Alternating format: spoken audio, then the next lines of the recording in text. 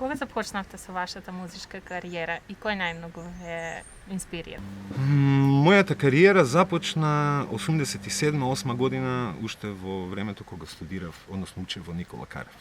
Имав група со Дуке, Бојаджиев, со Ребека, со Предраг Икономовски. Кој дел од работата најмногу ве исполнува?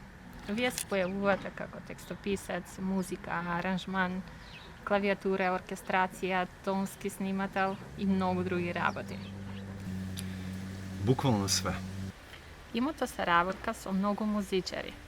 Сара Мејс, Игор Чамбазов, Гаро и Тавитјан Брадерс, Тамара Тодорска, Каролина Гочева, Мизар, Мијата, Владо Јаневски, Нокаут и многу други.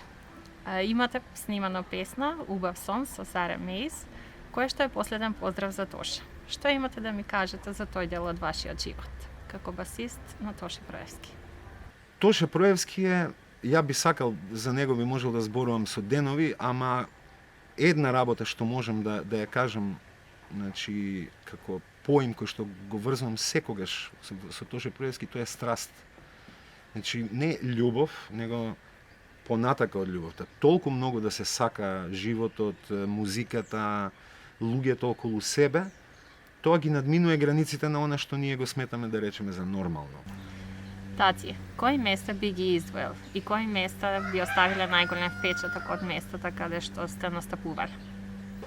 Од досегашното искуство, трите концерти на градски стадион во Скопје беа можеби најинтензивните, ама ќе ги спомнам и новогодишниот концерт во Риека, ќе спомнам турнеите по Австралија, по Америка и Канада, по Европа и да не заборавам, јас имав едно специјално чувство кога го отваравме Exit со групата со Архангел.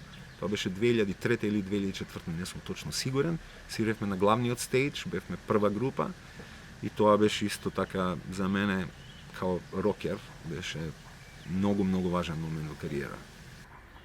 Каква е музичката индустрија во нашата земја? Музичката индустрија во Македонија веќе некое време сметам дека не е во добра состојба. Причините се луѓето, мислам дека веќе ги знаат, не би навлегувал во детали, но малце повеќе патриотизам према македонските автори не би бил лош. Доколку некој што се занимава со музика ви побара совет, што би му препорачале?